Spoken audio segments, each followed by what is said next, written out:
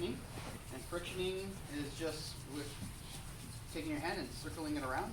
And that friction is, as you do this together with your hand, you'll start to feel it's creating some heat. Okay? Now, not only is it creating heat, it's also going to start to warm up tissue, but it's also going to start to desensitize the tissue a little bit. Okay? So if you just take your hands together, go like that, back and forth, you'll feel that warmth. And that warmth that you're creating with that frictioning is going to basically get the connective tissue to start to soften up. Okay? And this connective tissue is tissue that surrounds all the tissue in your body, all the muscle tissue, all the organs, everything. And this connective tissue, what it's meant to do is it's meant to protect. So the colder it is, the thicker it is, and the less movement. Okay? So it's kind of like, if you want to kind of think about this, is butter that gets taken out of the refrigerator. It's really cold, it's in its solid form. You take that butter and you put it in the microwave, you put it on the stove, it starts to melt into like more of a liquid form, right? So the connective tissue has this ability to turn from a solid state to a liquid state when it's been agitated.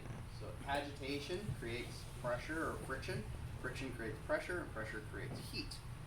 So the areas of your body that have more of this connective tissue, although it's everywhere, are going to be the joints. Okay, so wherever there's a joint, the hip, knee, and ankle. All right. So in between those joints, then you're going to have muscle tissue. So between her hip and her knee, we have our quads here, the lateral side of the leg, and then here we have our calves in here. So the joints are always going to get a friction, and then the muscles are going to get a compression. And that compression, what it's going to do is this pumping motion. What it's going to do, it's kind of like taking a sponge and squeezing it back and forth a bunch of times. So as you squeeze it, it pushes out, and then you let it go, it sucks in. Push it out, let it go, it sucks in. Okay, so it's kind of like taking that yellow sponge that's on the thing right there, putting it under water, and then squeezing it back and forth a bunch of times. And squeezing it back and forth a bunch of times is going to cause this pumping action that's going to pull in new stuff and then push out. Pull in new stuff and push out. So, and that's also going to cause the person to feel more like excited, like it's going to be really stimulating. So the friction desensitizes, warms up, the compression comes in, pumps the muscle up, pulls in new blood, pushes out old stuff, pulls in new stuff. Okay, so that constant flowing, that motion, that blood coming in and out, that blood is carrying heat. Okay, and that heat is going to warm up that tissue, and it's going to get the tissue ready to be able to do physical activity. The second technique, or the third technique that we'll be doing, is a compression, but this compression is going to have a little bit of a friction, and so we're going to do that right over where the muscles are. So the joints get a friction, and the muscle gets a compression and a circular friction, a compression with a circular friction method. Okay? So I'm going to show you how to do this real quick. So we want to try to think about, if we're going to do this, there's going to be like 20 other people standing in line, and they're going to be coming over to us right after we get done with working on her. So I want to try to make this as easy for me as possible. Okay? I don't want to do anything super strenuous for me because I have to do multiple massages, and I don't want to spend too much time with her because I also have 20 other people, and I want to be able to get to them, and I also don't want her to be laying down on the table for too long. So I'm going to be showing you over the next couple of days a complete sequence that does the entire body, front and back, and you're going to be doing that in about a 12-minute little span. Okay, so arms, legs, back of the legs, in a short amount of time, and then we get the person up. Now, normally in a massage, we don't want to rotate the person or turn the person over too many times because that starts to kind of get a little bit annoying for the person. But in a free event, we don't mind having the person looking at us or interacting with them, and we don't mind having them turn over a bunch of times because the longer they're in one position, the more relaxed they will become. Now, one of the other things is you have to make sure that you explain to the client what it is that you are going to do, because some of the techniques will be a little bit sensitive, and they may make the person feel a little bit uncomfortable, it might be a little bit ticklish, and also we want to let them know that what the purpose of the prevent is to actually pump them up and not to make them relax. Okay? So if I start seeing her eyes start to close a little bit, if I start seeing her start to doze off a little bit, then I'm going to try to do something that's going to kind of trigger her to kind of wake up. So I might throw in a little bit of extra pressure on one of the compressions just to kind of like, kind of get her a little bit like, okay. Now I don't want her to be so uncomfortable during the whole time, like she's all squirming all over the table, but I don't want her to be totally relaxed. Okay? So there's a really easy, I'm going to show you hips, knees, ankles, all that stuff, the lower body, the front side, and then once I get done with this, you'll be able to go through. Okay, I'm going to, first, I'll talk through like what I'm going to be doing as I'm doing it, and then the second time I'll go through it again without talking, and I'll just show it to you. So if you guys want to record that one, you can, or if you want to record this one, then you could, but this one's going to be a little bit more explanation. So this table's a little bit low for me, so what I would normally like to do is, set the table a little bit higher, but since the table is low, she's already laying down, I'm going to just spread my legs a little bit wider. Okay, so the wider my legs are, the lower I come here. I don't want to keep my legs together and then be bending at the waist, and then that's going to mess up my back, so I'm going to come here with a really wide stance. The first area I'm going to be want to work on is that hip. So instead of coming here and doing this, I'm going to scoop here, here, I'm going to bring this up here, I'm going to push this across, and now that opens that hip up for me. And I'm going to start off with my little friction here. So all I'm going to do is I'm just going to circle around the hip, and I'm going to circle around here until I feel some nice warmth between my hand and her leg. From here, I'm going to slowly transition from the friction to a compression along the lateral side of the leg here. And I look at her face as I do this a couple of times to see if she's reacting, because if I go a little bit more than this, it might be a little bit too sensitive. And I'm going to do 3, maybe 4 passes here on the side of the leg. And then I'm going to do my compression with the circular friction. So I compress, and I do a circular friction. I compress, I do a circular friction. Ray, do you mind asking? Yep. Compression with the circular friction. Compression with the circular friction. Compression with the circular friction. Now, if she's wearing these pants, it's really easy for my hands to kind of slide, but sometimes the person might be wearing shorts. Yes. So you might do a circle, and then you let go, Oh, no, and then no. He's giving a demo right So- now. Can. So Oh, okay, thank you. Okay, bye. So from this one, I could do just 2.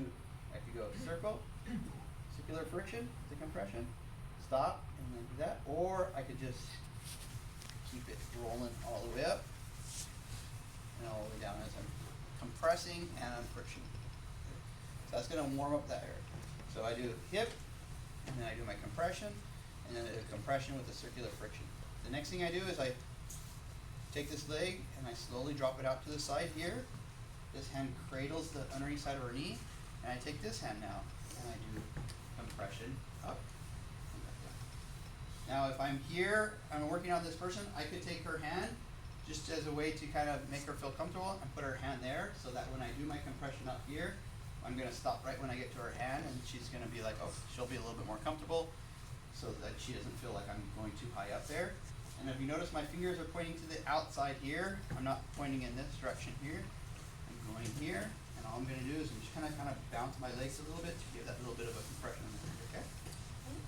When I'm compressing too, I'm actually holding her leg here, because if I don't, then she's going to have that bouncing, and that's going to strain that hip. So this hand kind of cradles that knee up in that position. Were you going to say something? No friction there? We are right now. So after here, and we just come through a little bit of circular friction. So we do a compression with a circular friction. We already friction the joint on the outside, the hip on the outside, so there's no reason to do it on the inside here. We just have muscle from here to there, so that's why we do our compression and with a little circular friction. Return this leg back up to the top here, and then from here, we are still missing here, but we're going to get to it right now. Since her knee is bent, I'm going to come here, I'm going to go, and I'm going to do friction on the knee. Friction the outside, friction the inside, friction both sides together at the same time. I'm going to cross below her knee, frictioning back and forth. I'm going to take my fingers over the top of the knee, and I'm just going to kind of sit here for a little bit, just to kind of warm up that knee nice and good, because the knees always are taking a lot of impact, right? So after we get done with that knee, I take my hand, I place it right behind her ankle, right behind the back of her knee. I stand back up, straighten that leg. My outside hand covers over the top of the knee, and this inside hand compresses up and back down. 2, 3, 4, circular friction with the compression up and down that leg.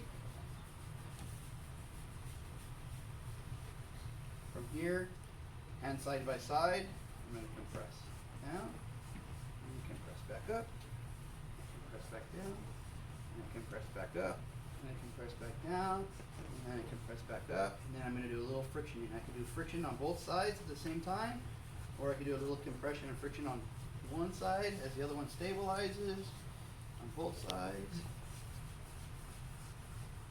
Okay. Get to the ankle, friction the ankle, inside here, outside here. Take this leg up. I'm gonna hold the heel, hold the top here. I'm gonna do a nice little circle, 1, 2, 3 circles. I'm gonna push this up towards this side. I'm gonna come back here and do another little circle. I'm gonna push to the opposite shoulder. Come back here, I'm gonna do another little circle here. Push that down. Come back here, I'm gonna straighten this leg out. I'm gonna pump a little bit, give it a gentle little cradle. Just gonna drop that. Okay. Now when I'm doing these here, when I bring this to here, I hold here, right at the heel. I don't like holding here, I don't like holding here, I don't like holding here, I don't like holding here. I hold right at the heel, okay? I keep this arm in a straight line with her leg. I put this hand over the top here, and I do the little circles, okay? This, my hand's the only thing that's coming in contact with her. I don't have to hold it any other way, just this, okay? From here, when I go to lean forward, I just lean forward. I don't push all the way and squeeze all the way and say like, are you okay? Like I'm not pushing really hard. All I'm doing is just doing a little circle. I lean forward. I don't go all the way to the end. I just go there just to make sure that she's moving. I go to the opposite shoulder. Come back. I do another little circle. I drop out to here. Okay. Sure, I could go here and I could push this really hard. I could lift this leg. I could do all these crazy like kung fu moves and all that stuff. But you don't. That's not. We're not doing that. All we're doing is just kind of going to the range, putting that leg back down, a little gentle pull, and we're done. Okay. So it's easy. Okay. I don't want to do anything that may cause her to feel any irritation, because if she has any irritation right now, she starts feeling anything that's bothering her, then what's going to happen is that's going to make her think that, and that's going to sometimes will keep the person from being able to perform the way they want to. So am I going to say, do you have any hurt areas? Do you have anything that's been bothering you? Is there anything that's like that's been hurting you? Because now the person has to talk to me and tell me about that, and now that's going to be on their mind, and that sometimes will block them from being able to perform. If she's going to go perform right now, I don't want her to be thinking about anything other than just performing. So I'm going to be really positive. If she comes up to me and says, oh my gosh, my hip is really bothering me right now, you're going to say, well, right now is not the time to address that. What we do is we just do a really quick pre-event massage. It's going to warm you up and kind of get your body ready for this activity. Then you're going to be able to perform. By the time I get done with this, you're not even going to think about that. You're going to feel really good. You're going to go perform. And then when you get done, we'll address the hip. I don't want to mess with your hip right now because I don't want to cause any further irritation. It's already bothering you, so I don't want that to be distracting you while you're out competing right now. So now that person's, oh, okay, cool. So you're just being real positive about it, and then you're getting them done, so that getting them out of there without having them overthink things. Okay. A lot of times with sports athletes, it's like 90% mental. It's just all they're in their mind about certain things. I mean, baseball players will wear the same socks or the same underwear because they have to do the same exact routine because the last game they played really well with those underwear. So the next game they wear whatever. So if you do anything that throws off the person's already normal pattern of things, a lot of times if they're not able to perform the way they wanted to or they were before, they're going to blame you. They're like, oh, everything was the same, but the massage was different. Oh, the therapist did this, and then they'll blame you, and you don't want to be in that situation. Now, of course, you're going to try to figure out if the person has any health concerns that you need to be aware of. But really, if you're just keeping it very general, then there's really not a lot of risk that you're taking with massaging.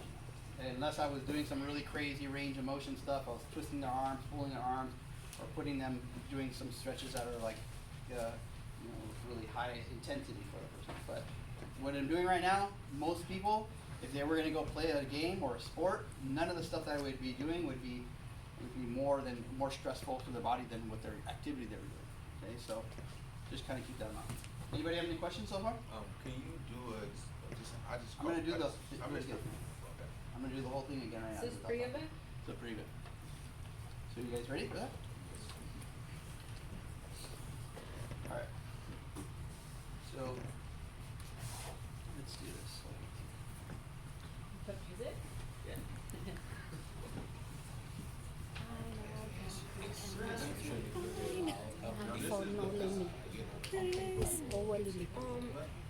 Thank you. Yeah, Singing with you that thank you. song. Please. Yeah, thank you. It's not too happy. We should do for the marathon. We have a chat. I have the No, one I meant children like send it to me, but not the whole. I know. That's Good. why. I'd love to do Really that. American Long Beach Marathon, the pandemic happened, it kind of changed things. No.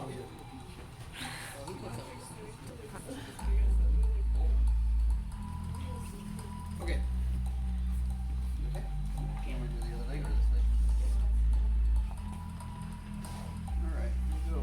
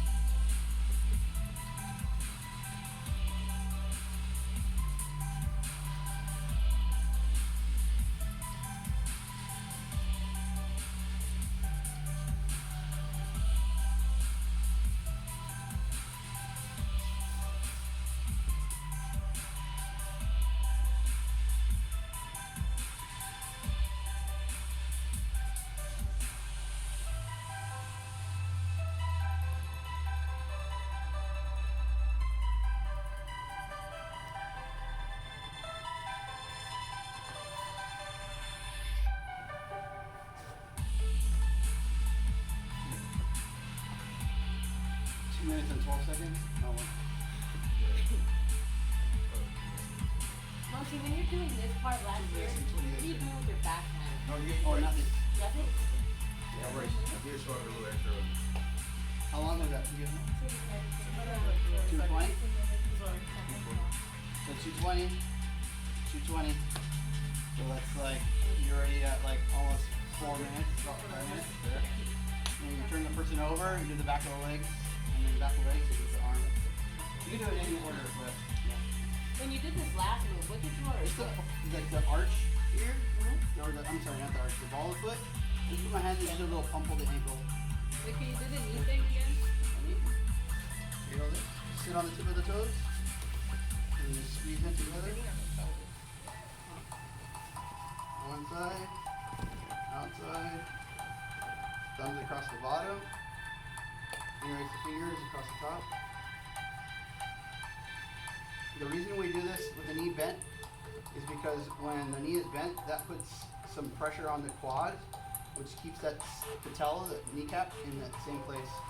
If she's with the leg is straight, I could take that move and I can move that back and forth. That movement back and forth, when I'm frictioning, that bone is shifting back and forth, that's not going to feel good for that person. So that's why we do the friction when the knee is bent. And this hand, I cover the top of the knee as I push here because I don't want to put pressure right over the top of the knee with this palm when I do my palm pressure. And also I hold that knee because when I put pressure, these quads connect to this bone. So if I put pressure here, it shifts that bone.